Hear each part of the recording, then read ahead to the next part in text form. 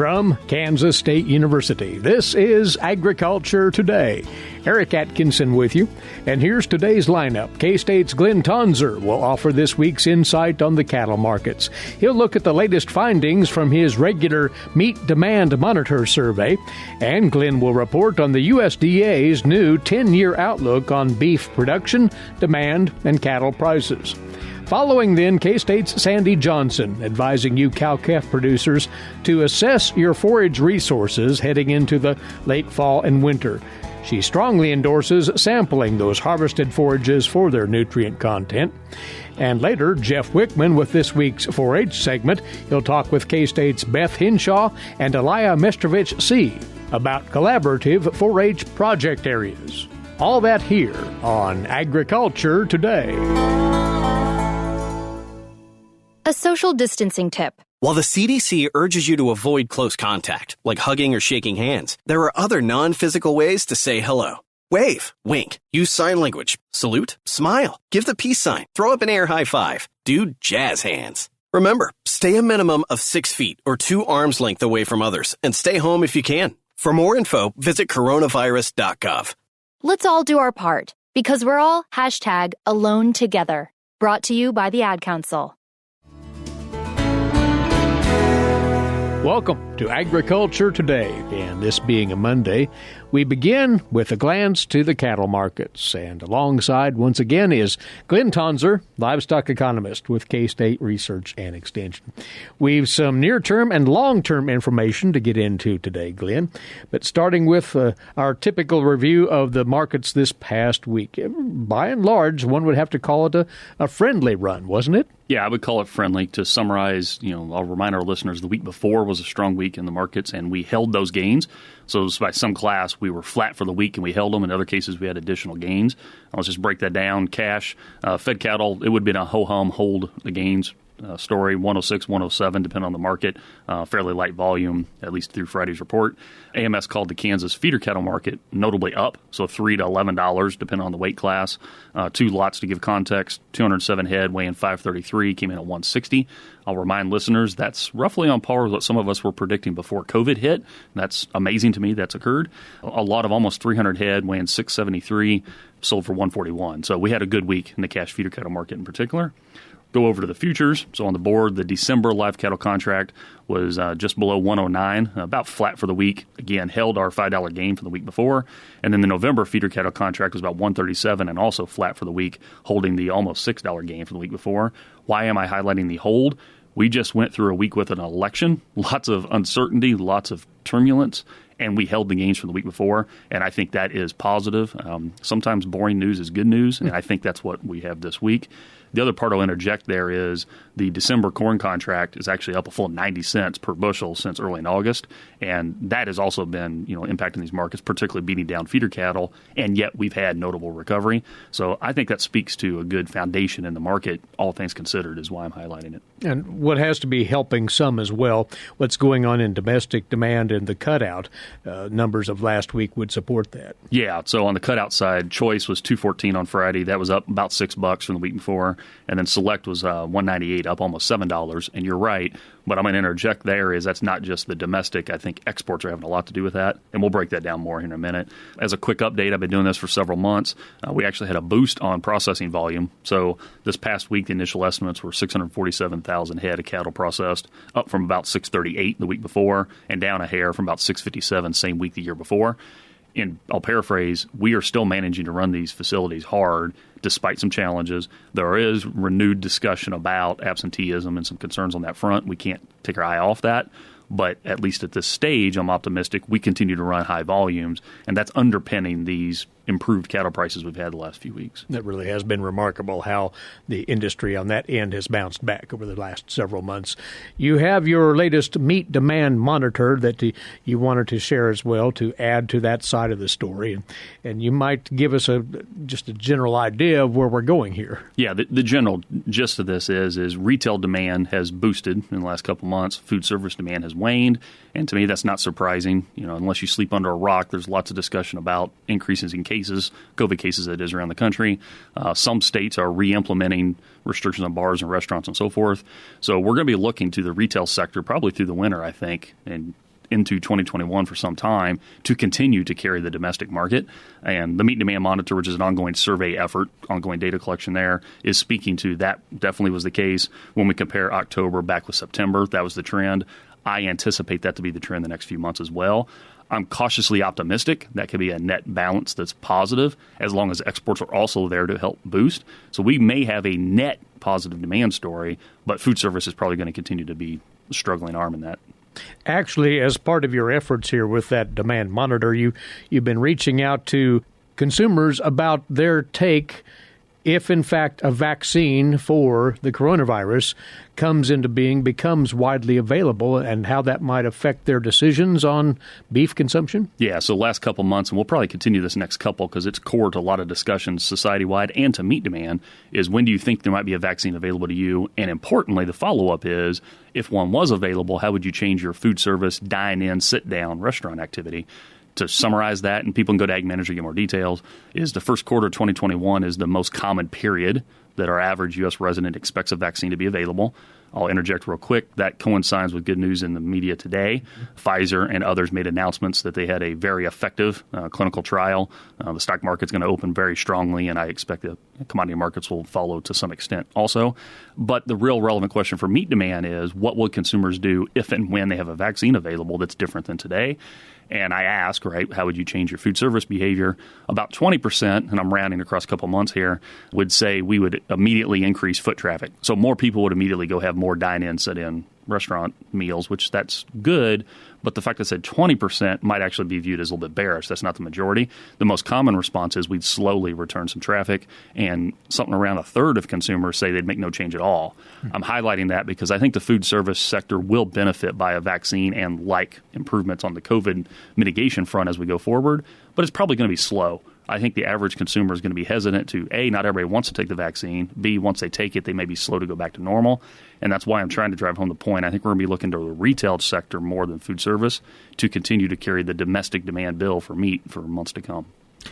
You have some numbers from the USDA to pass along, Glynn. These are long-term forecasts that the department has released, saying long-term, a decade's worth, to give an idea of where the industry might be headed in terms of beef consumption and production. So each October and November, USDA puts out, they call them their long-term forecast, and they are annual forecasts for the next 10 years. And it's about this time of year I like to leverage those. They're particularly useful because not many people put out 10-year forecast. If you're sitting out there thinking about buying a beef replacement heifer, you're not making a one-year decision, you're making a multi-year decision. And things like that, that tool is useful. So I encourage you to make use of these, pull up those numbers. Some of our resources on Ag Manager actually use these forecasted prices underneath them for long-term price forecast. So let me paraphrase some of the punchlines here. Domestic beef consumption, USDA is expecting to be up barely here in 2020 compared to 2019. I'm going to start there because to me that's a testament to the industry. Think about the massive hiccup in the second quarter we had, and despite that, we're on track to increase domestic per capita consumption. That only happens by having an increase in domestic production. That's the reason I'm driving that home. But going forward, they're projecting in the year 2022 that we would actually, quote unquote, bottom out at about 56 pounds of beef per person, and then would slowly increase back up to almost 58 pounds by the time we get out to 2030.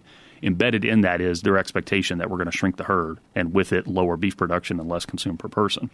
What you would lose if you stop right there, though, is where is the beef going?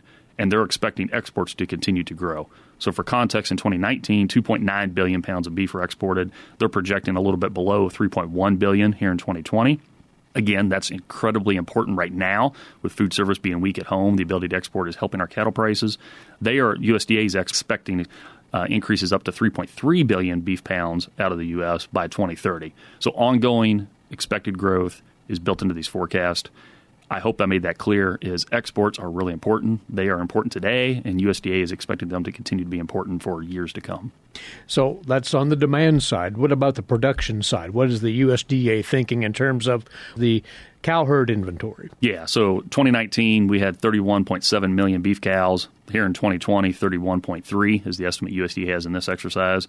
They're forecasting in the year 2023. That bottoms out at about 30.8 million. So they're only forecasting about a 500,000 cow decline. shrink the herd, but not much. And then a slow increase thereafter. By the time we get to 2030, a forecast of 31.3 million. So we'd be a little bit smaller than we were in 2019, but roughly the same size we are now. Now, it's important to remember that's number of mama cows.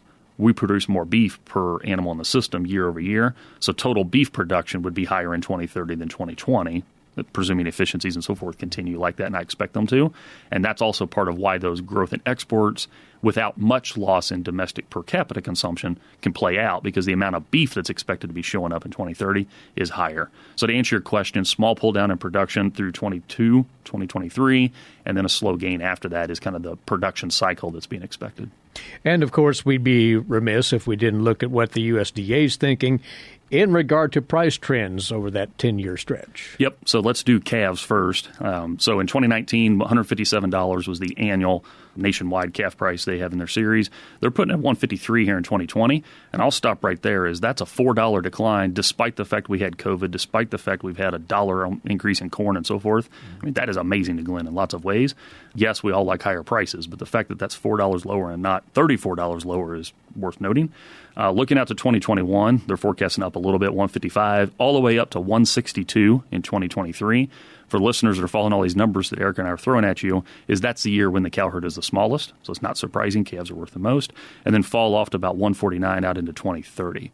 Round this out on fed cattle. 2019, we were at $117. We've had a bigger drop here on fed cattle. In 2020, be at $109. Up maybe $5 next year, all the way up to $118 in 2022, and then down a little bit to $105 in 2030. So, again, this all makes sense and adds up. They're expecting the amount of mama cows and therefore production to be low in 2022, 2023. That's when the calf prices and fed cattle prices are roughly expected to be peaking, and then a slow decline in the prices thereafter. But that decline isn't very strong, largely because they're optimistic about beef exports as we continue through the remainder of this decade. Interesting outlook out of the USDA. And thanks for going over all of this with us. As always, Glynn, we appreciate your time. My pleasure, Rick. With this week's cattle market segment, Glynn Tonsor, livestock economist with K-State Research and Extension. And Agriculture Today continues in a moment on the K-State Radio Network. What is radon? Home exposure to radon gas is the leading cause of lung cancer death in the United States for non-smokers. In Kansas, 1 in 4 homes will test at or above the EPA action level. The Surgeon General recommends all homes be tested and fixed if necessary. Visit kansasradonprogram.org for more information. Test, fix, save a life. This message brought to you by the Kansas Radon Program, the Kansas Association of Broadcasters, and this station. Next up for you on Agriculture Today, thoughts along the line of cow herd forage management. Our guest has, of recent, been in on a few conversations with peers around the state about forage quality and availability, and she has some thoughts to pass along to you cow-calf operators now. Sandy Johnson, as you know, is a beef cattle specialist for K-State Research and Extension. She is based in northwest Kansas, and you have been gathering information from your colleagues on both of those counts, forage availability, forage quality, and it's quite varied around the state, as you've come to find, Sandy. Right. You know, we all got rain at different times, and depending on the types of forages growing at those locations, obviously they were impacted. And, you know, the eastern part of the state kind of got some feast or famine effects, would be one way to summarize that. So they have some variation then in what type of forage was growing at the time of the feast. And so, you know, we just have variability seems to be the name of the game with our forages. And, you know, if you're lucky to have good volume this year, that looks good to me right now in western Kansas, where we're about as dry as anybody else. So, you know, as we're going into a dry period, having a little more forage around is a good thing, you know. But the big question comes is, what's the quality of that forage? You know, the tonnage is important, but we also need to know the quality, and we can't just rely on book value to decide how we're going to feed it. I had some recent discussions with Dr. Hanzlicek about problems with low pregnancy rates, and he was mentioning an unfortunate situation where someone had relied on book values to balance some rations, and essentially the cows did very poorly, unfortunately, because the hay was not like the book value said. And so that's an expensive lesson for that producer, and we really want producers to understand the variability indeed that isn't out there in terms of the quality, and make sure we get it sampled, and don't just take one sample from. You have multiple fields and multiple times of cuttings. Your sample should represent that variability because it has a big impact on what that quality is. The accent then is on forage testing when there is doubt, and there may be a lot of doubt around and about out there. So as far as what that test would tell one, as a producer would assess the results, what should they be paying the closest attention to? Right. So we want to make sure to get an analysis for crude protein, and if some of that got wet and hot, you might want to make sure you have heat-damaged protein included in that.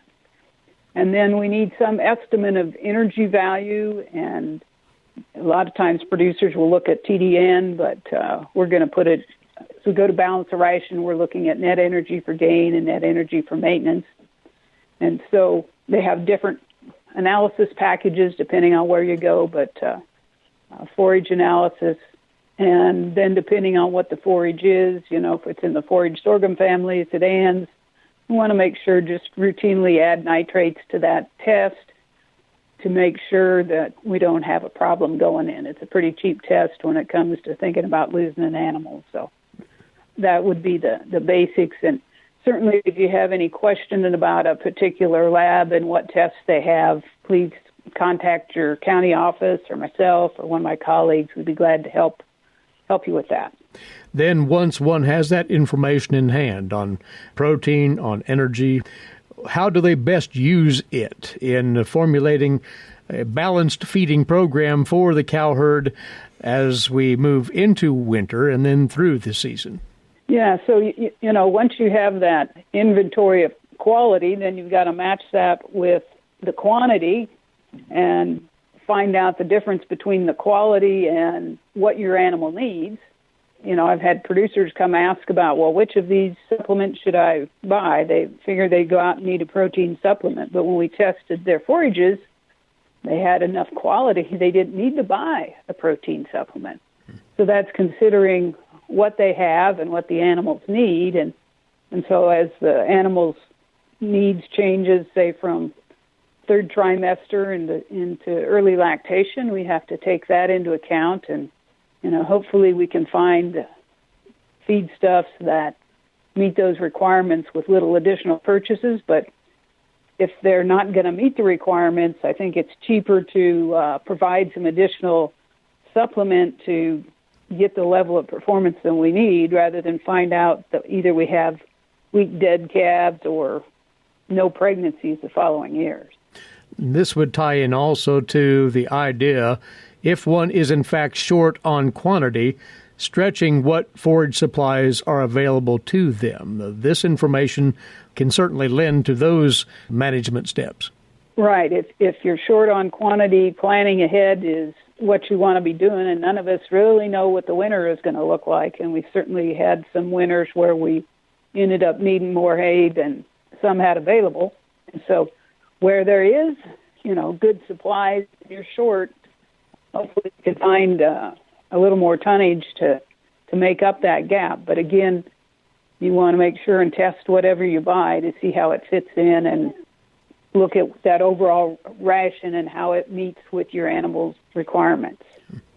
So far, Sandy, we've been talking about harvested forages, but we've standing forage resources out there that cow-calf producers will routinely take advantage of in the way of crop residues. Most assuredly, that's an option worth exploring if producers haven't turned out already. Right. I know that we had some pretty anxious to get turned out there in some of our driest counties, and great option for cows this time of year, spring calving cow.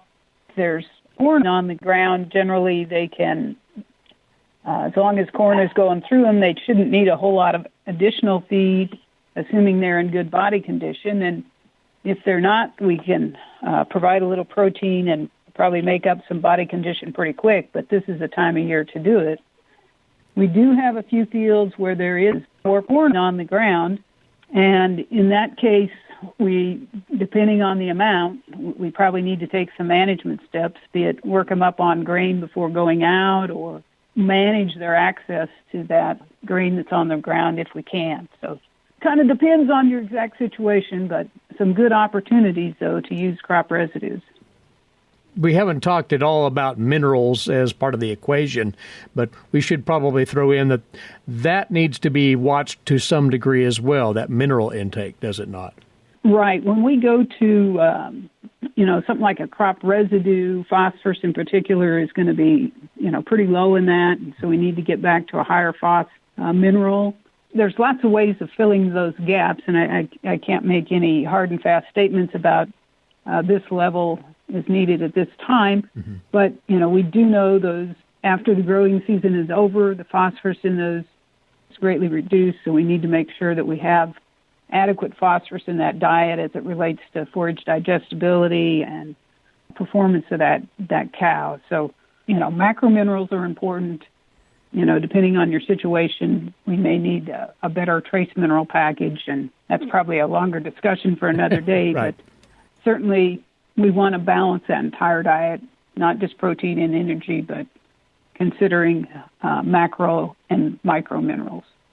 Our main message, though, today is be on top of your forage resources. Have a firm grasp of what they're actually providing to the cow herd as you feed them, and monitor this throughout the full season. Producers should be cognizant of those quality issues going all through the winter. That's right. And Eric, we do our best job to estimate what the forage quality is and how the animal performance will be, but there are mistakes made in handling samples, or maybe we didn't get a good representative sample.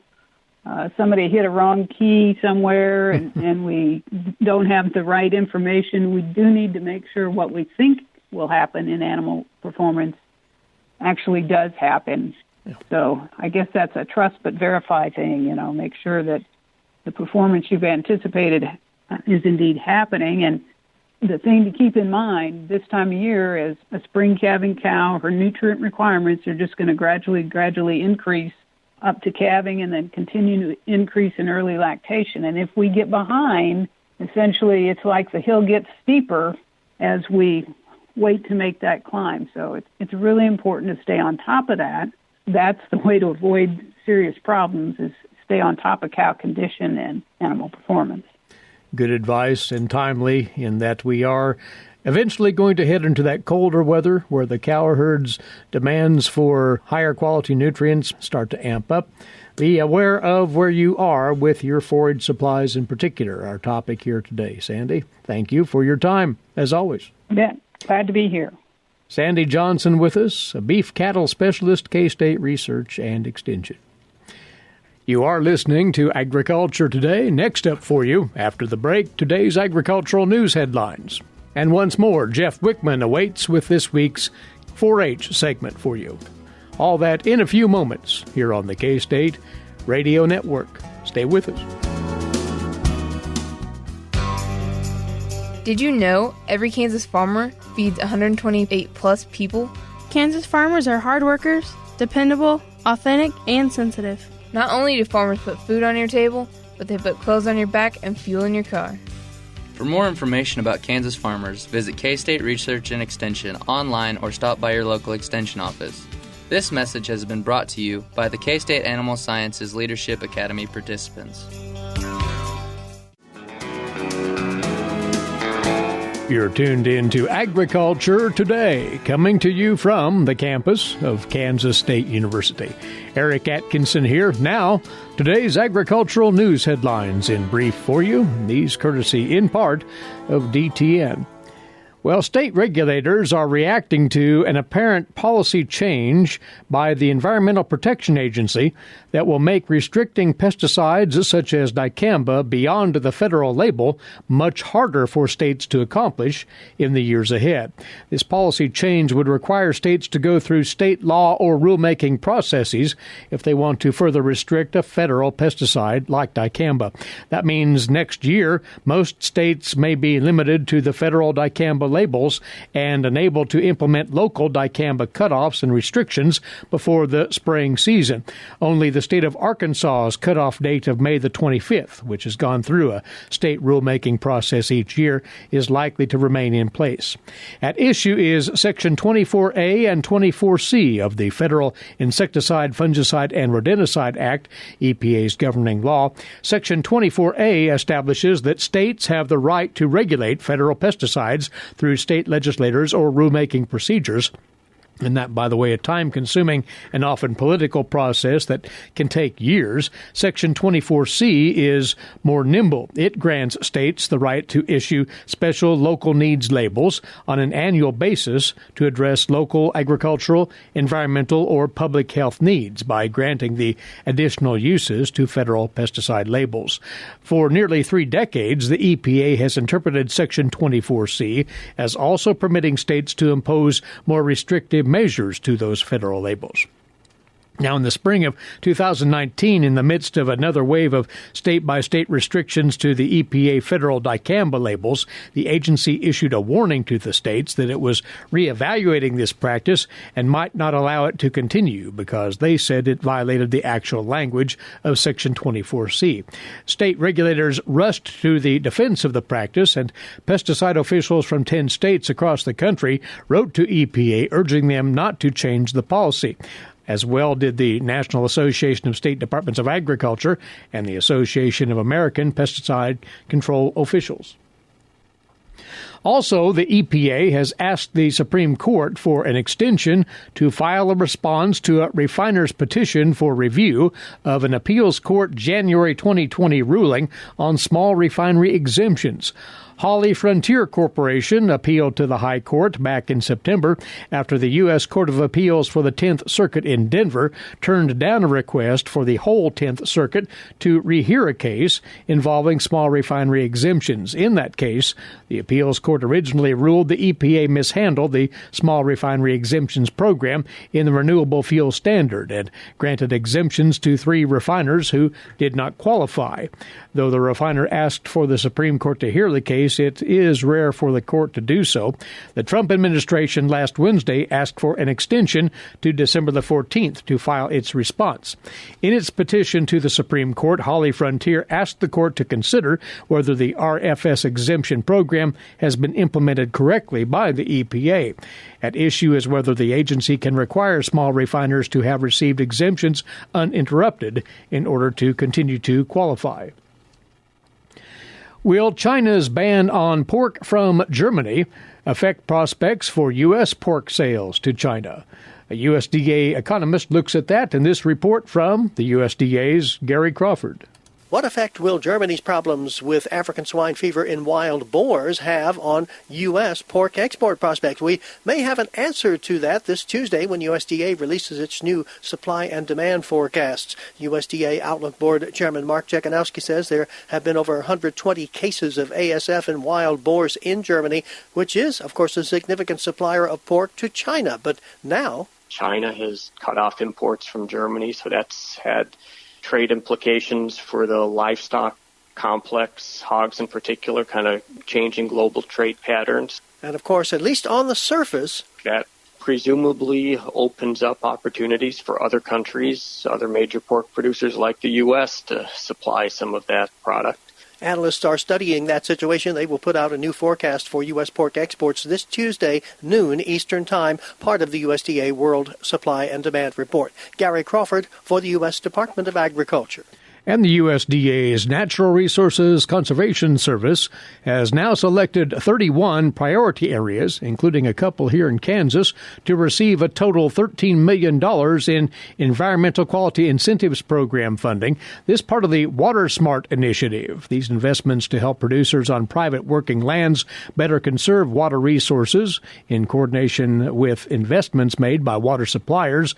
They're part of a collaborative effort between the NRCS and the U.S. Department of Interior to modernize the existing infrastructure and otherwise build drought resilience. The Water Smart programs work with states and local entities to increase the water supply. NRCS helps producers voluntarily address water quantity, resource concerns, and agricultural drought stress.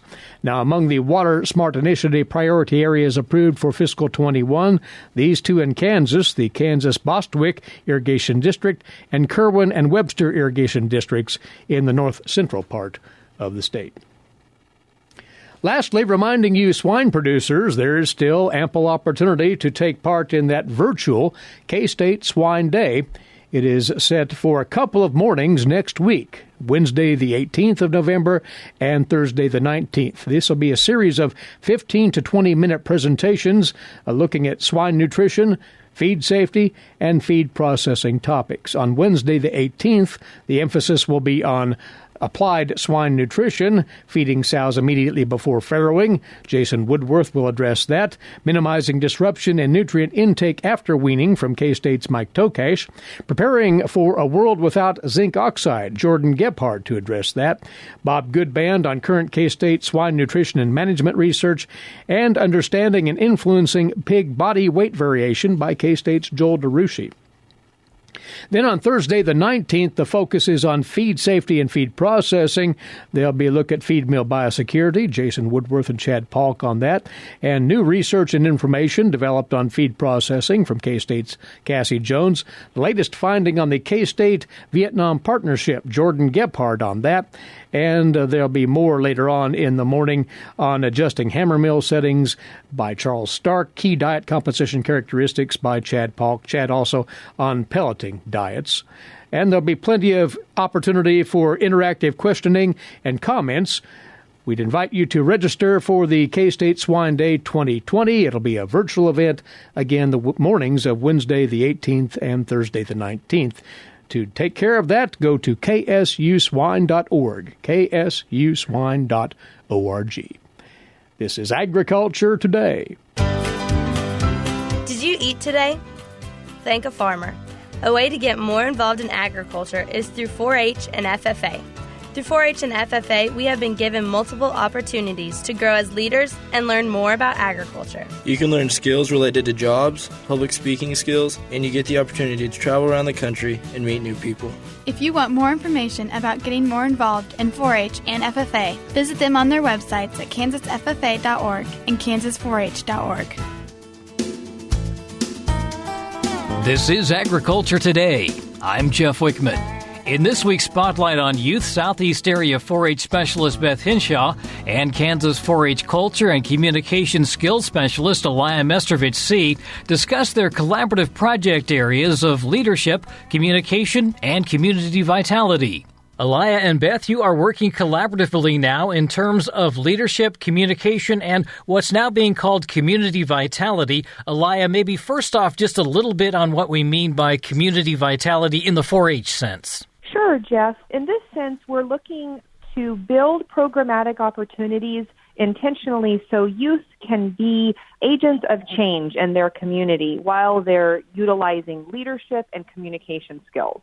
Beth, in terms of leadership and communication, what are some of the things that you'll focus on? We have several different events that we do that are related to leadership. The Kansas Youth Leadership Forum is one. As far as communication, we know lots of communication training goes on out across our state as far as 4-H Day and project talks and demonstrations, public speaking, those kinds of things. And what Aliah and I are excited about is that we want people to be able to use those communication skills to be better leaders and to make changes in their community or to be a better citizen, to be civically engaged. Communication then falls along those same lines as well? for example, we have a community conversation series that incorporates conversational skills, diversity, civic engagement, and also leadership skills. And a lot of our youth facilitators that help facilitate conversations at Citizenship in Action, they go through this leadership communication civic engagement series. And so that's just one example of how all of those three things work together to help youth have the skills they need to create positive change in the world. So, Beth, 48 hours of 4-H would fall into that same category then? Oh, most definitely. You know, we always think about 48 hours of 4-H as maybe a civic engagement event because it has to do with community service. But the truth is, you know, somebody has to lead that. Somebody has to plan that. So those are great leadership opportunities for our young people as well. And then how they share that back out and how they communicate in their community about what they're going to do or communicate with their community about what needs to be done allows them to integrate that communication skill as well. Are you then, as the state leaders, are you putting together all of the information then that gets passed down to the local clubs so that they can focus on these areas as well? Yes, I think there's a lot of different ways that we can do that so that it's an interactive process with the local unit and the state and regional offices. Beth, I know that you have been working on a lot of different programmatic opportunities and curricula with agents, as has I. So it's definitely something that's collaborative, and we just want to be intentional about sharing how important it is to look at these three project areas and how they can be applied among those three areas or with other projects as well, whether it could be rabbit or livestock or horticulture. We can all intentionally use leadership communication and also civic engagement.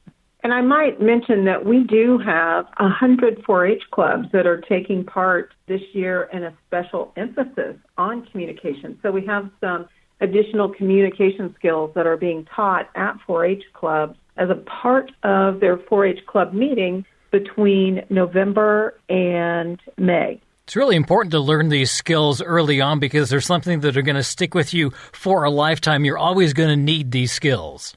Most definitely. And, you know, that's one of the things that we hear from people, you know, kind of that anecdotal evidence about our young people who've come through the 4-H program, what excellent speakers they are and communicators. And I was just having a conversation the other day with, you know, like how thrilled it makes me to see young people who've been in the 4-H program putting up their I voted sticker, you know, young people who are involved in their communities, who are taking leadership, who are communicating. They're going to continue to do that as adults as well. How can they get involved in all of these different aspects of 4-H? Do these kind of flow together, or are these project areas that they can work on separately? Exactly how does that work? All of these are projects that they can sign up for, you know, when they go on to enroll in 4-H. And then it's probably some of these events that Aliah was alluding to is where we really have that great opportunity to integrate all of these types of projects together. We talked about 48 hours of 4-H. Aliah worked a lot with us on Citizenship in Action. And then we have a number of other projects that Aliah's worked on. Aliah, you might talk about those. Sure. We have, as I said, the Community Conversation Series. It starts out with Conversation Boot Camp, which has a really strong emphasis on interpersonal communication skills, empathy as a leadership skill, so we get into leadership a bit there, and then also diversity and inclusion, how to be an inclusive leader. We then move on to teaching youth how to be able to facilitate civic and civil conversations in their community, and we then give them the support to host their own community conversation either locally or online, and we've been doing a lot of online work as well. We have recently partnered with the Beach Museum to do an art interpretation series called Visual Thinking Strategies that is just another way to learn how to meet community needs by bringing in the community and allowing them to interpret art in many different ways, and at the same time learning facilitation skills. So that's just one example of how we can build critical thinking skills when we're integrating these different project areas. And also learning really good listening skills. I mean, Beth and I have talked a lot about how communication is not just about speaking. It's also about really learning how to deeply listen, and even listen to what does my community need? What do my peers need? What are people that maybe don't have the same types of privileges I have? What do they need? How can I respond to that? And it really starts with listening as a fundamental communication skill. And, when Aliah talks about listening, a lot of the things that we learned from the Kansas Leadership Center is, after you listen, it's like what are different interpretations of that? So, you have to put that leadership hat on to think about what is it that I really heard, and then what are several different ways that might be interpreted. That's Southeast Area 4-H Specialist Beth Hinshaw and Kansas 4-H Culture and Communication Skills Specialist Aliah Mestrovich Seay. To learn more about the project areas of leadership, communication, and community vitality, visit kansas4h.org. And that'll do it for this edition of Agriculture Today. For Eric Atkinson, I'm Jeff Wickman. This is the K-State Radio Network.